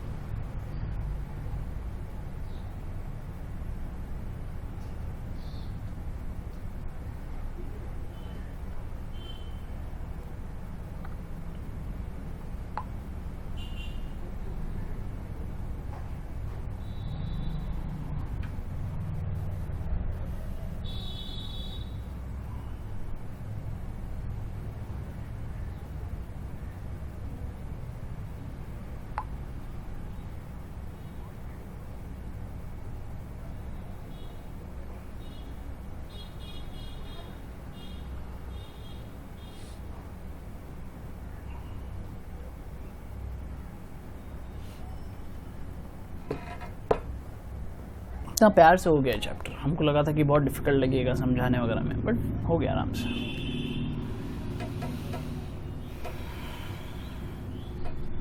एक्चुअली क्या है, जब आप पेशेंटली टाइम दे के सुनते हो कोई चीज़ को, पुराना चैप्टर्स को रिवाइज करते करते साथ साथ आगे बढ़ते हो नेक्स्ट चैप्टर में, तो आपका एक कॉन्फिडेंस लेवल अलग बिल्डअप हो जाता है। जो रिवाइज वगैरह नहीं करता है ना, उसके लिए दिक्कत तो है, और जो रिवाइज करके आते हैं मेरे हिसाब से उसको बहुत एक फ्लो में होता होगा, एक अच्छा ग्रिप आता होगा उसके लिए। कॉस्टिंग पीएल, अच्छा सिंस ये लास्ट लेक्चर है सेकेंड सेमेस्टर के लिए, ठीक है, कुछ लोग लेट से ज्वाइन किए तो उनको मटेरियल्स का क्लास मिल जाएगा, उसके लिए आप चापंत लीजिएगा एकदम। बट अब semester 3, 4, 5, 6 you have this 4 semesters with me, ठीक है।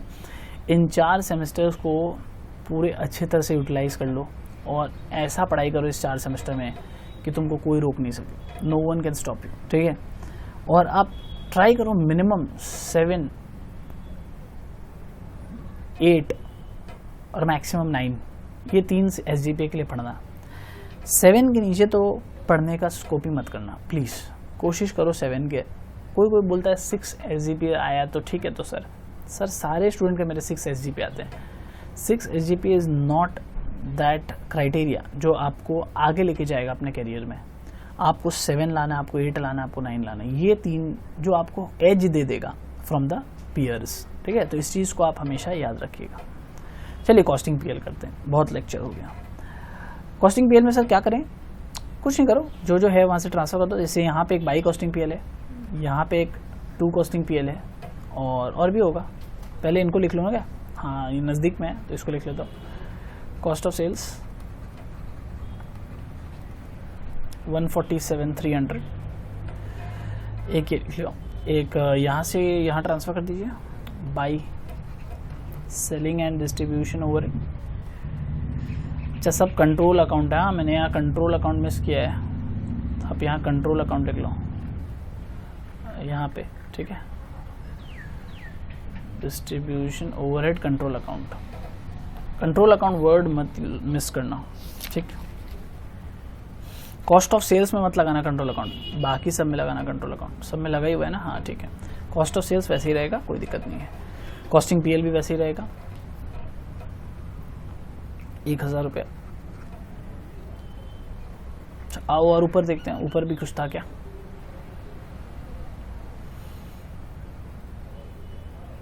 और था तो कॉस्टिंग पीएल बॉस, कहाँ गए तुम? ये रहे मिल गए। एक ये रहा, और भी है क्या? ना और नहीं है। ये किस लेजर में है? फैक्ट्री ओवरहेड के लेजर से, तो इसको हम लोग यहाँ से लेजर पोस्टिंग करेंगे। To factory overhead control account 1000 रुपये। सर एक एंट्री बच गया, आपने कराया नहीं, मिस हो गया, तुम लोग ऐसा लग रहा होगा इतना देर से, ठीक है। बट ऐसा नहीं है, क्योंकि उस एंट्री का अभी तक टाइम ही नहीं आया था। अब जाके उस एंट्री को देखो, सेल्स का फिगर को, एक लास्ट एंट्री के सेल्स 1,86,000, उसको हम लोग डायरेक्टली हमेशा पीएल में लिखते हैं ना, क्रेडिट साइड में। सेल्स ट्रेडिंग पीएल में याद करो कहाँ लिखते थे, क्रेडिट साइड में। तो यहाँ पे भी बिल्कुल वही लिखोगे, लेजर का नाम बस चेंज हो जाएगा। देखो मैं तुमको एंट्री वाइज समझाता हूँ। हम लोग यहाँ पे सीखते हैं एक बार, हाँ पीछे ले जा रहा हूँ आपको नोट्स वाले सेक्शन में। हम लोग जब कोई भी पैसे खर्चे कर रहे थे तो मेरा यहाँ एंट्री क्या हो रहा था, टू CLC, कोई भी एक्सपेंस कर रहे थे, बिकॉज परचेज टू कैश होता था अकाउंट्स में, तो यहाँ पे हम लोग मटेरियल्स टू CLC लिख दिए। जब हम अकाउंट्स में सेल करते थे, अकाउंट्स फाइनेंशियल अकाउंट्स में जब हम सेलिंग करते थे तो क्या लिखते थे, cash account debit to sales या फिर bank account debit to sales. उसी तरह यहाँ पे जब आप सेल की एंट्री करोगे तो क्या करोगे, कैश अकाउंट तो डेबिट हो नहीं सकता, उसकी जगह आप क्या डेबिट करोगे, कॉस्ट लेजर कंट्रोल अकाउंट, ठीक है। बिकॉज CLC हम लोग कैश या बैंक का जो लेजर है उसका ऑल्टरनेटिव क्या यूज कर रहे हैं, CLC, ठीक है, टू कॉस्टिंग पीएल, ठीक, CLC टू CPL अकाउंट। अब आप यहाँ पे लिख लो, एक काम करो, CLC का full form cost ledger control account used instead of cash और bank account, used instead of cash और बैंक अकाउंट। ये सर आपके अंडरस्टैंडिंग के लिए, एग्जामिनर को लिख के मत आ जाना सर हम नोट ये भी जानते हैं, ठीक है। तो ये लो, इस पार्ट को कॉपी कर लो।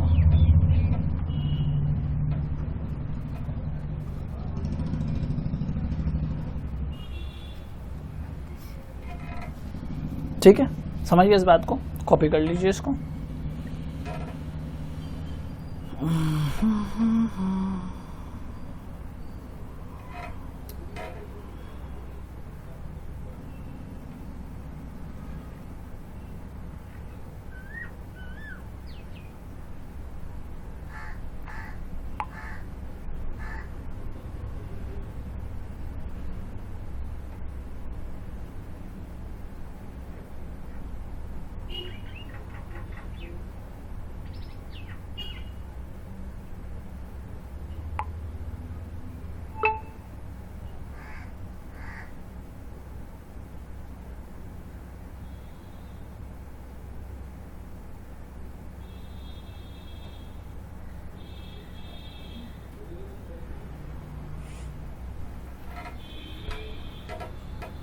रेडी, चलिए फाइनल लेजर बनाने चलते हैं। Yes, you heard it right, final laser of the sums is awaiting you. तो हम लोग यहाँ पे क्या लिखने वाले थे, CLC अकाउंट। 1 लाख कितना था, 1,86,000, 1,86,000। सर ये लेजर का बैलेंसिंग फिगर कहाँ जाएगा, क्या लेजर बचा है, सोचो ना, तुम खुद ही अपने माइंड में सोचो, तुमको ही पता चल जाएगा सर इसका लेजर का बैलेंसिंग फिगर कहाँ जाना चाहिए। What is the only ledger left, सोचो। सबको जवाब मिल गया ना, तो बड़ा ऑब्वियस सा क्वेश्चन था, कहाँ जाएगा। 38,700, एक ही लेजर बचा हुआ है, तो इसीलिए कुछ भी ज़्यादा सोचने का था नहीं आपके लिए। Costing PL account, so this will be going to the costing PL account, CLC account, ठीक है, CLC account. This will be going to the CLC account, cost ledger control account. चलो लास्ट लेजर बना लेते हैं हम लोग, cost ledger control account. तो final ledger is cost ledger control account. पहले ये दो फिगर्स उठा के डाल देते हैं और उसके बाद रिमेनिंग फिगर्स डालेंगे, जो सामने मिलता जाता है डालते जाओ। एरो में दे देता हूँ इधर। तो CLC का बैलेंस भी होगा, नहीं है क्या, ठीक है, नहीं है, देख लीजिएगा। बैलेंस भी, ओपनिंग बैलेंस क्लोजिंग बैलेंस भी दिया हुआ रहता है सब में, अगर है तो एक बार देख लो आप। अच्छा देखो, CLC का डायरेक्टली नहीं दिया हुआ है, बट कैसे इसका ओपनिंग क्लोजिंग बैलेंस निकालते हैं मैं आपको बताता हूँ, बहुत ध्यान से सुनना, ठीक है। कॉस्ट लेजर कंट्रोल अकाउंट का opening balance and closing balance कैसे निकाला जाता है। फर्स्ट ऑफ ऑल तो मैं बता देता हूँ आपको कि ये जो लेजर है ये का लाइबिलिटी का लेजर होता है, ठीक है। This ledger is a liability का लेजर। मैं आपको बस यहाँ पे ऐसे ना ब्रैकेट में दे देता हूँ ताकि आपको याद रहे। सर ये लाइबिलिटी का लेजर कैसे है, बिकॉज ये वो लेजर है जिससे हम लोग पेमेंट वगैरह आउटस्टैंडिंग रखते हैं। तो इसका जो बैलेंस रहेगा ये हमेशा आपका ओपनिंग बैलेंस बाई साइड से शुरू होगा। जो एसेट्स का होता है वो टू साइड से शुरू होता है और लाइबिलिटी का क्लोजिंग बैलेंस हमेशा बाई साइड से शुरू होता है। तो सर इसका जो बैलेंस है वो लिखना कैसे, देखो कैसे लिखोगे समझो।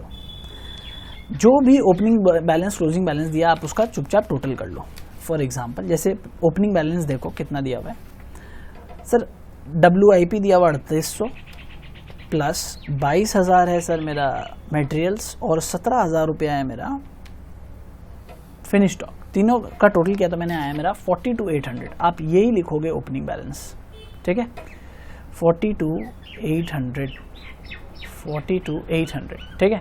कैसे आया सर ये ओपनिंग बैलेंस, मैं वापस से यहाँ फिगर्स लिख देता हूँ। 3800 रुपया ओपनिंग बैलेंस था, 22,000 ओपनिंग बैलेंस था और 17,000 रुपया फिनिश स्टॉक का ओपनिंग बैलेंस था। तीनों का जो भी ओपनिंग बैलेंस होगा वो जोड़ दोगे, that will be the opening balance of the cost ledger control account.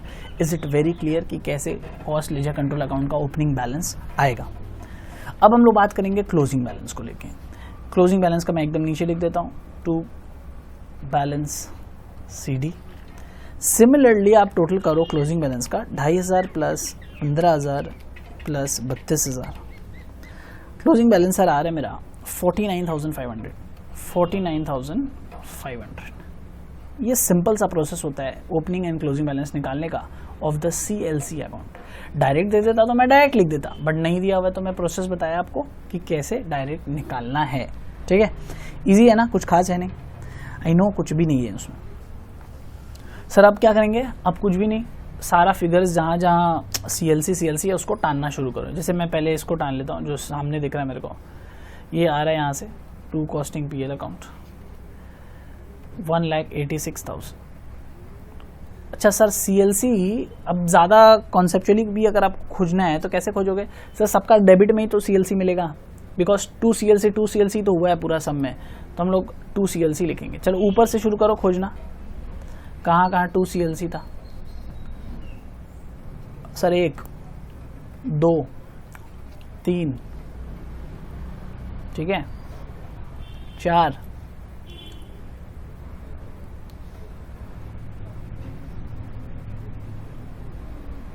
5,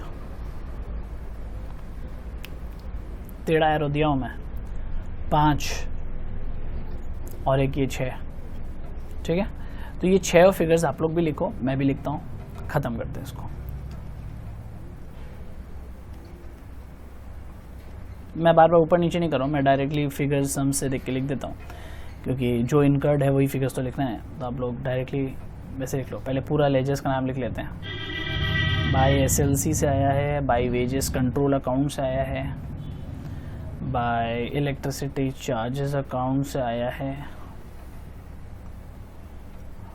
bye factory overhead control account से आया है, और कहाँ से आया है? और सेलिंग ओवरहेड कंट्रोल अकाउंट से आया है, selling and distribution overhead control account से आया है, और कहाँ से आया है?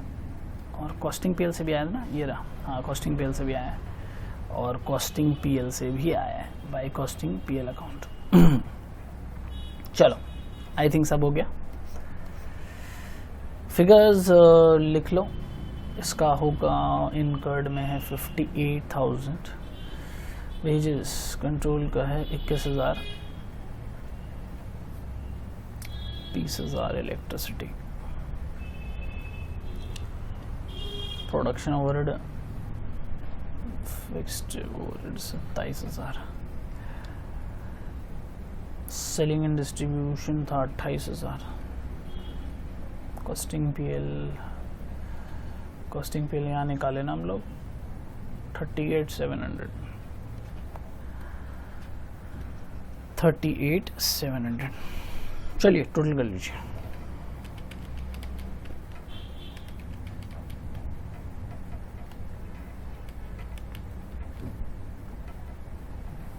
अच्छा ये लेजर आपका ना एकदम बिल्कुल बैलेंस शीट जैसा है, ये आपका मैच करना चाहिए। ठीक है, ध्यान से एकदम, ये लेजर गलत मतलब आपका सम्स गलत है।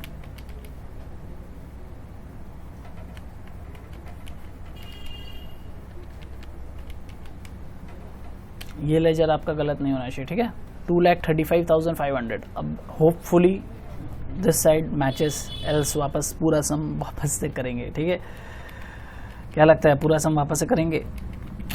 नहीं सर, हम लोग इतना आराम से बनाए हैं, कहाँ से वापस से करेंगे? ठीक है, बहुत अच्छा से हो गया ये सम। हम बता रहे ना, अगर तुम लोग कुछ भी अगर काफ़ी हद तक समझ गया ना तो बहुत ही अच्छा से हो गया, क्योंकि फर्स्ट टाइम में ये चैप्टर अगर किसी को समझ में आ गया तो यानी बहुत अच्छा बात है। ठीक है, वरना 1-2 बार तो मिनिमम रिवीजन लगेगा। जितना लेंथ है इस सम्स का, जर्नल एंट्रीज में आपको ज़्यादा टाइम नहीं लगेगा, उसमें भी ज़्यादा टाइम लगा होगा रिकन्सिलेशन में। ये जो लेजर वाला जो पार्ट है इसमें आपको थोड़ा टाइम लगेगा, आई एग्री। और जिसको अगर डायरेक्टली एक बार में समझ में आ गया वो तो नो प्रॉब्लम, कोई दिक्कत नहीं है, अच्छा बात है। अच्छा कॉपी कर लो पहले, ऊपर क्या करना है कॉपी कर लो, ये दोनों ही लेजर कॉपी कर लो, फिर हम लोग आगे बात करते हैं।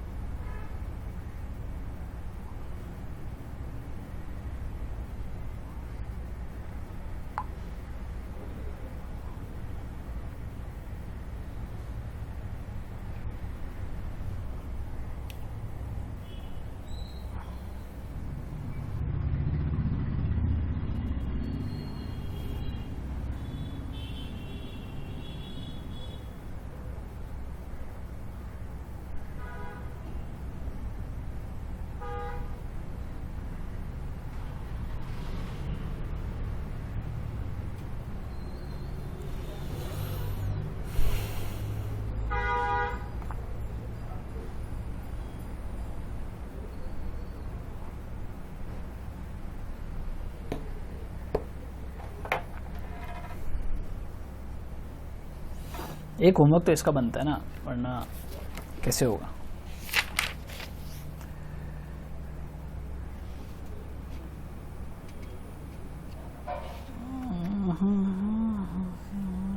बड़ा वाला मैंने कराया है, छोटा वाला तुमको देंगे, ज़्यादा दें, छोटा देंगे, छोड़ो 9 नंबर दे देते हैं।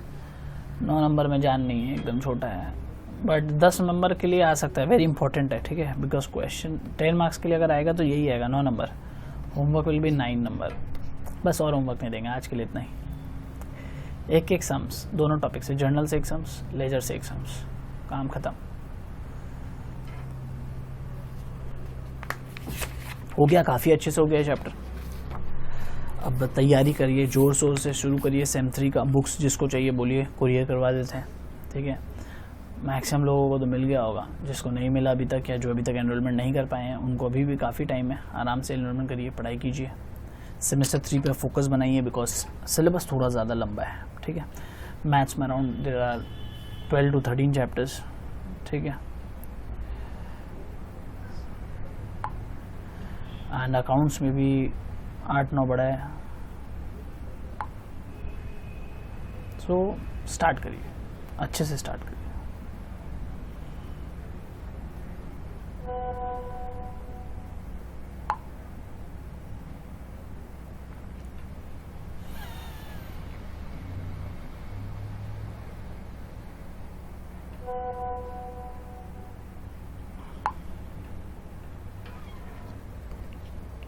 करें शुरू, मतलब करे एंड, चलो मज़ा आया, लेकिन ये सेमेस्टर पढ़ के काफ़ी मज़ा आया।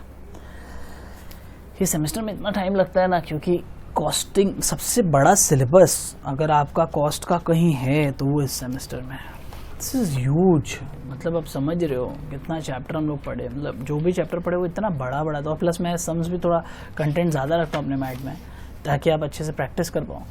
इसलिए 9 चैप्टर एक सेमेस्टर में, 9 चैप्टर पकड़ लो ना। नॉर्मली अगर एक बात करें तो 5-6 चैप्टर होता है generally on an average her semester में।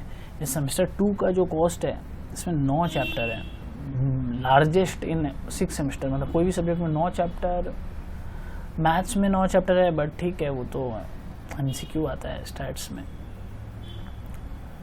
अकाउंट्स में भी 7-8 है, लेकिन 9 chapter is in only semester 2 cost.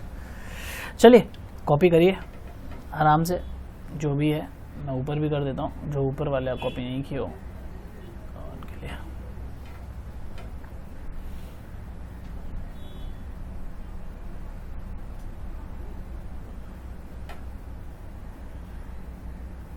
सारा स्लाइड्स पे मैं रोक दे रहा हूँ, आप आराम से कॉपी करिए।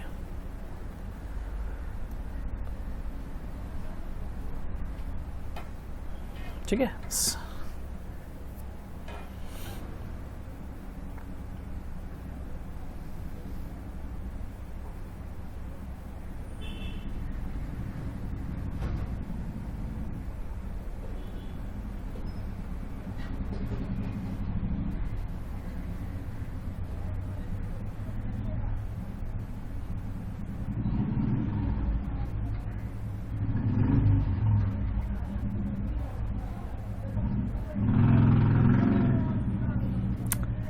चलो take care and bye bye.